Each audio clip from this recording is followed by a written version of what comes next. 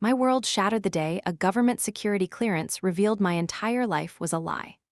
Ms. Martinez, we need to discuss some discrepancies in your background check, the investigator said, sliding a folder across the desk containing documents for someone named Emma Walsh. That was me, until I was 7 years old. The parents who raised me for 21 years had stolen me, erased my identity, and built my childhood on a foundation of lies. If you've ever felt that something fundamental about your life wasn't quite right, that the puzzle pieces of your existence didn't quite fit, stay with me. This is the story of how I discovered I was a missing child who never knew she was missing. I grew up as Sarah Martinez in Denver, Colorado. On paper, my life looked perfectly normal: loving parents, decent grades, a college degree, and at 28, a promising career as a security analyst for a defense contractor. But something had always felt off, like I was wearing someone else's skin. I could never put my finger on it exactly.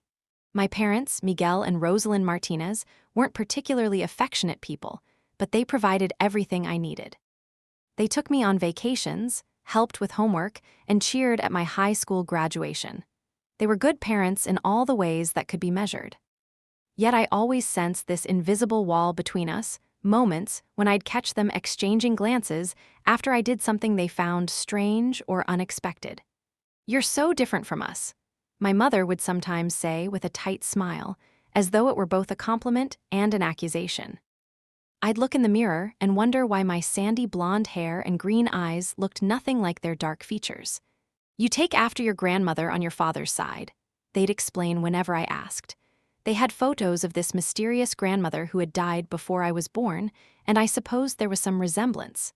Still, something felt wrong in a way I could never articulate. That feeling followed me like a shadow through childhood, adolescence, and into adulthood. By the time I was 28, I had almost convinced myself it was normal family awkwardness, an overactive imagination, or maybe some kind of undiagnosed anxiety. Then came the day that would divide my life into before and after. I had applied for a senior security analyst position with a defense contractor that required top-secret clearance. The application process was extensive: fingerprints, references, and a detailed background check going back 10 years. I wasn't worried. My record was spotless. 3 weeks after submitting my paperwork, I got called in for an in-person interview with a government investigator. I dressed that morning in my most professional navy blue suit, rehearsing answers to technical questions as I drove downtown. I was confident, prepared, and completely unaware that my life was about to implode.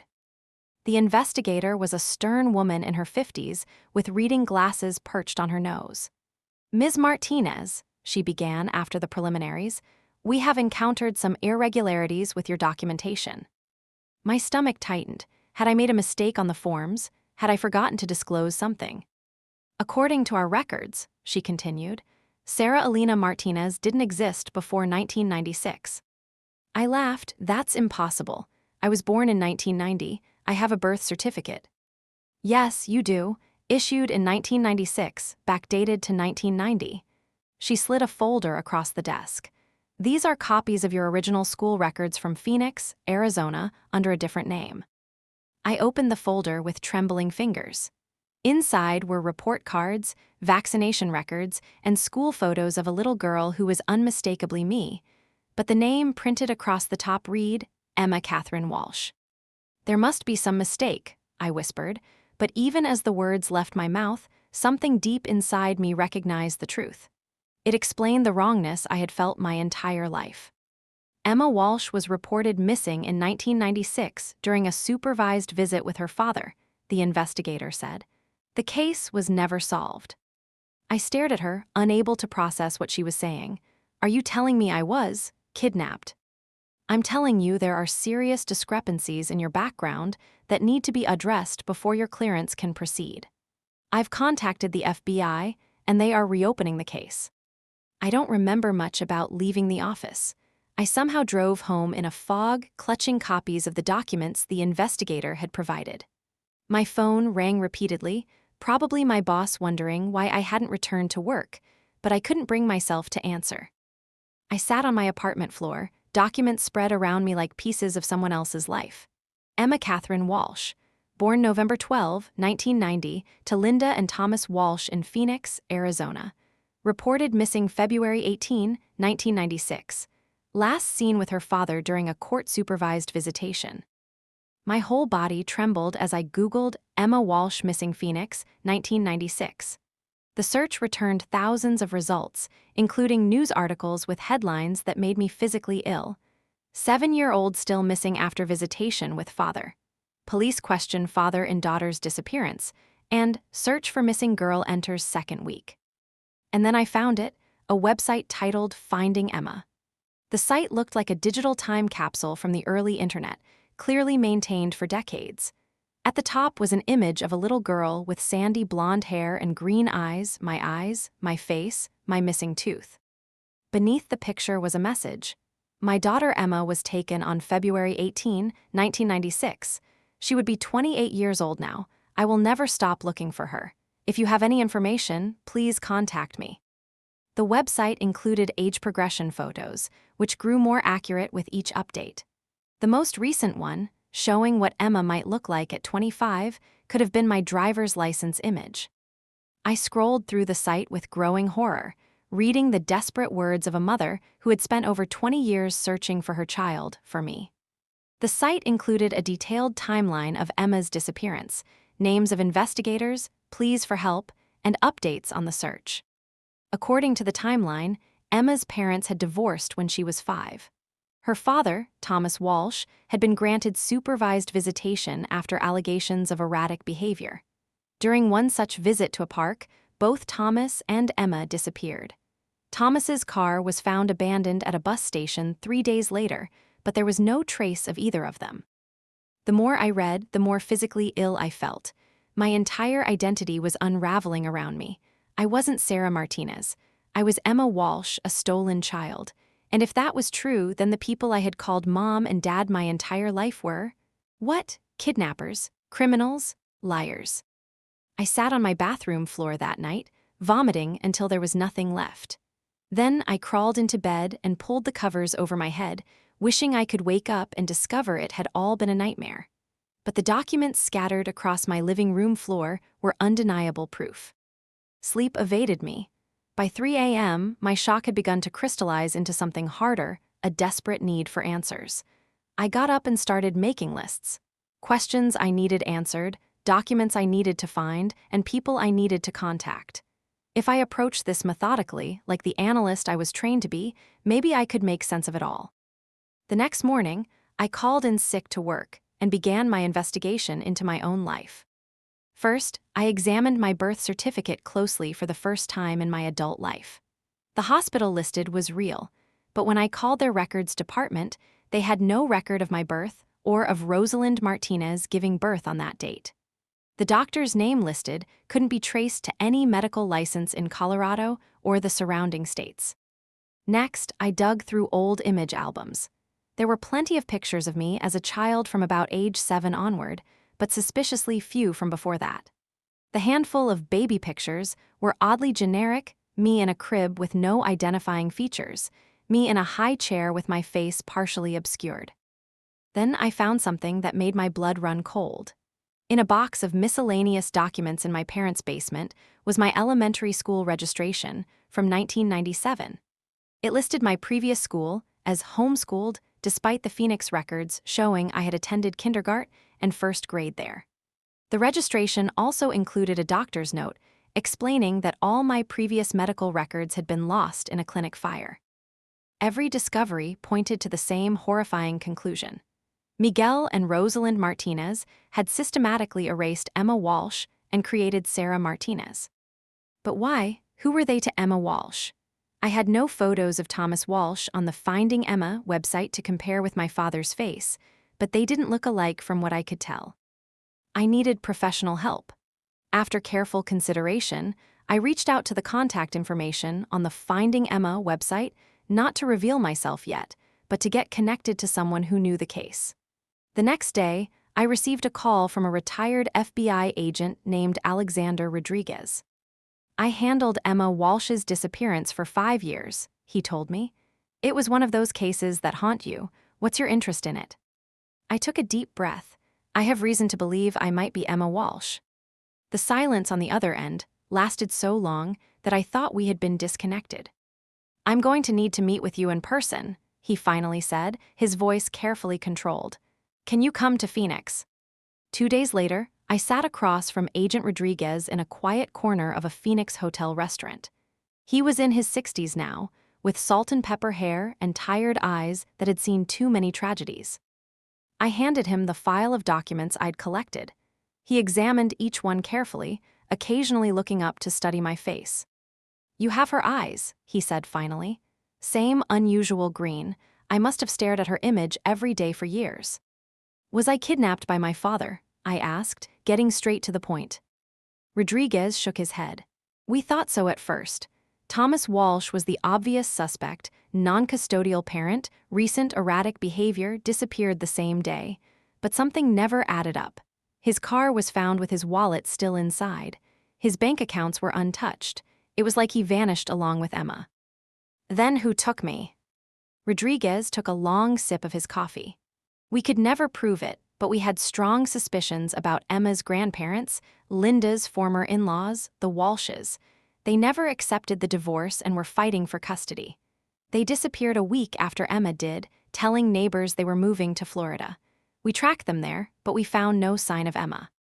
My parents aren't the Walshes, I said. They're the Martinezes.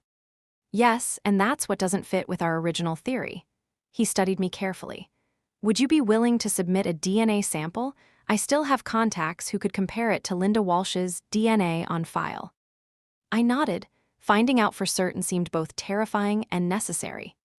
In the meantime, Rodriguez continued, tell me about these people who raised you. What kind of people are they? I described my quiet, ordinary upbringing. Miguel was an accountant who kept to himself. Rosalind was a high school Spanish teacher, strict but fair. They weren't particularly social people, no close friends, minimal contact with extended family, who supposedly all lived in Mexico. Did they ever mention Phoenix or Arizona? I started to shake my head, then froze. Wait, they lived in Phoenix briefly before I was born. They mentioned it once when I was considering colleges there. My mother said she didn't like Arizona, that bad things had happened to them there. Rodriguez leaned forward. What else? Any connection to law enforcement? Any unusual behaviors? My father was obsessed with privacy. No social media allowed. No school directories. He would get angry if I was photographed at school events, and, I hesitated, a memory surfacing. He had a collection of old police badges and equipment. He said he collected them, but I never saw him actually get any new ones. They were always just there. Rodriguez's expression changed. Police badges? Did he ever mention working in law enforcement? No, never. He's always been an accountant as far as I know. The agent pulled out his phone and showed me an old newspaper image. Is this him? Younger, obviously. I stared at the grainy image of a police academy graduation. In the second row was a face I recognized immediately, my father, at least 25 years younger. That's Miguel Rodriguez, the agent said. He was a police officer in Phoenix from 1985 to 1995. He was forced to resign after an internal affairs investigation into evidence tampering, though nothing was ever proven. That's impossible, I whispered. My father's name is Miguel Martinez.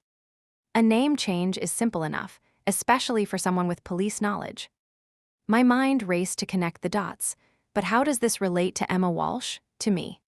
Rodriguez's expression grew grim. Miguel Rodriguez was a partner with Thomas Walsh on the force. They were best friends until Thomas left the department to start his own security company.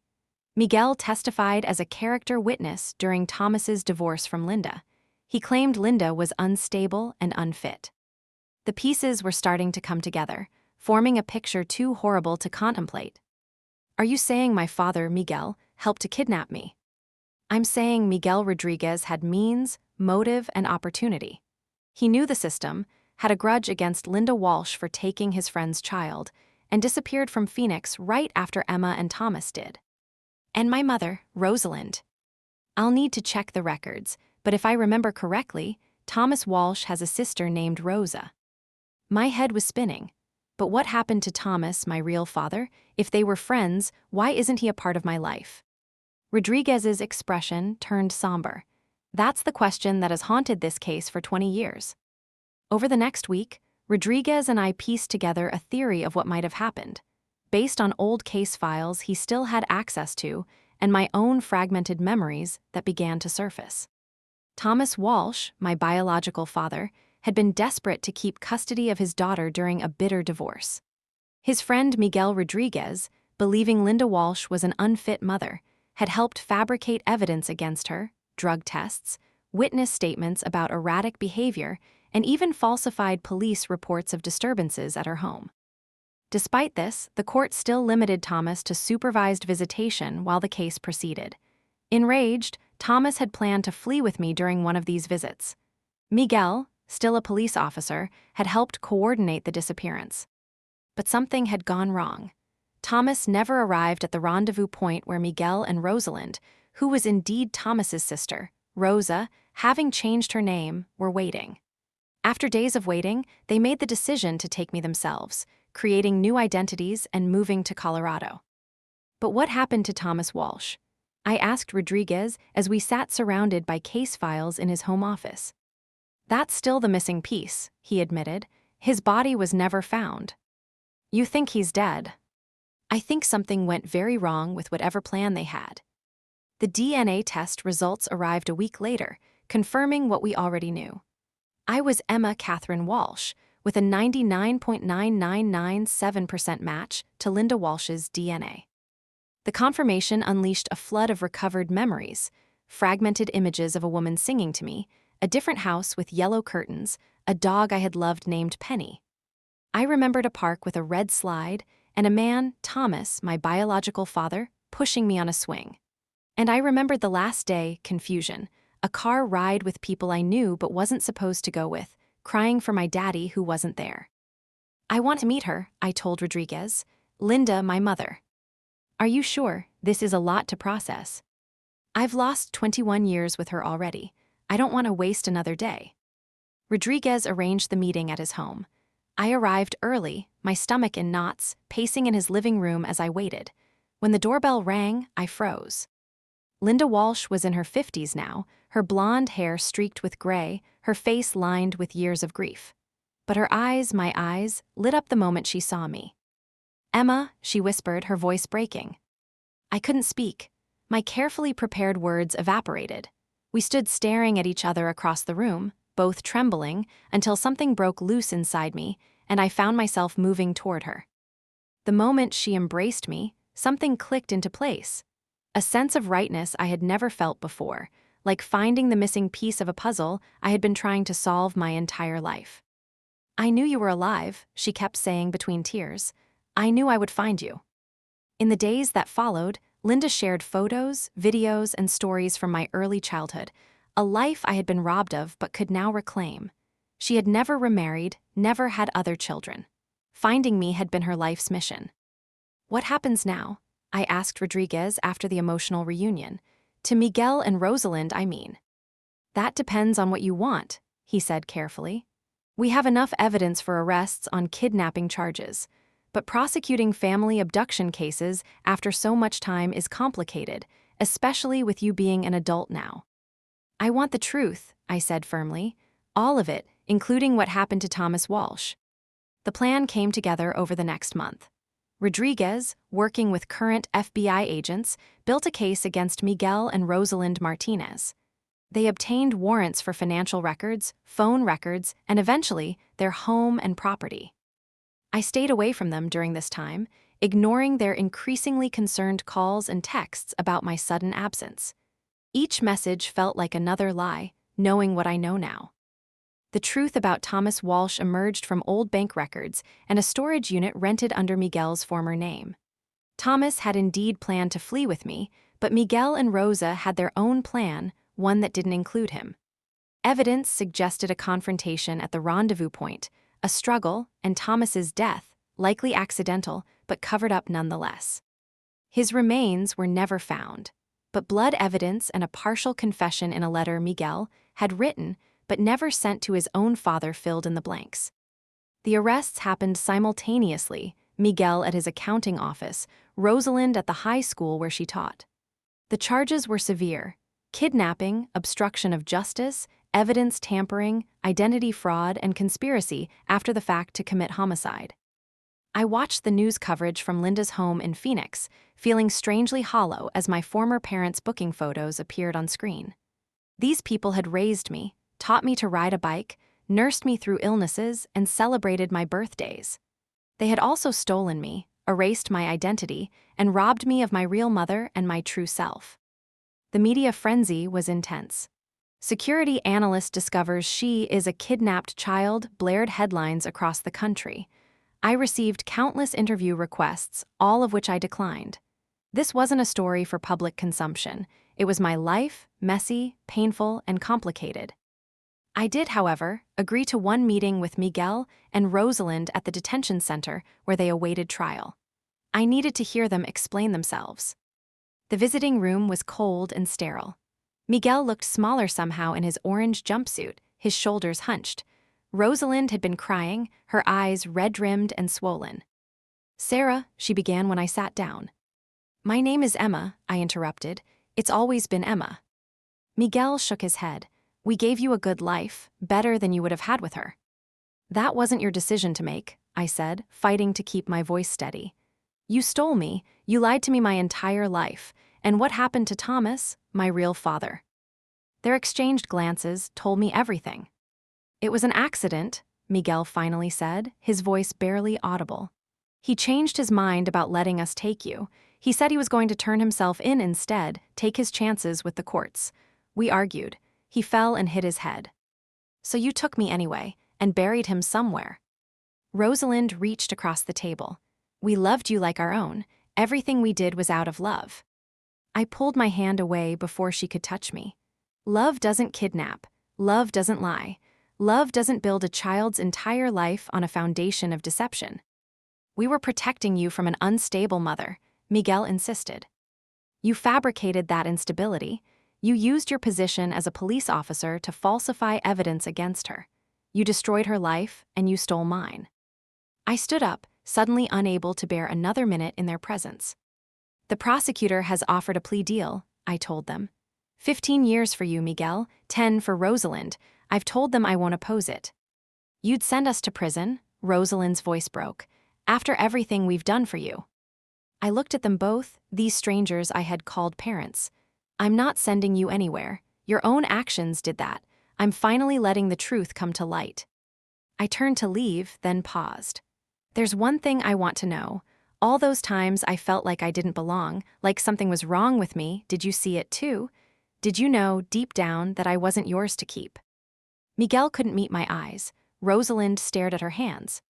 "We told ourselves we were doing the right thing," she finally whispered. "But yes, there were moments we knew." Their admission was the final piece I needed. Confirmation that the wrongness I had felt my entire life wasn't imagination or anxiety. It was the truth trying to surface. I walked out of the detention center into the bright Phoenix sunshine, where Linda waited in her car. She had offered to drive me back to her home, my first real home, the one I had been taken from all those years ago. "How did it go?" she asked gently as I slid into the passenger seat. "It went," I said, buckling my seatbelt. "It's done."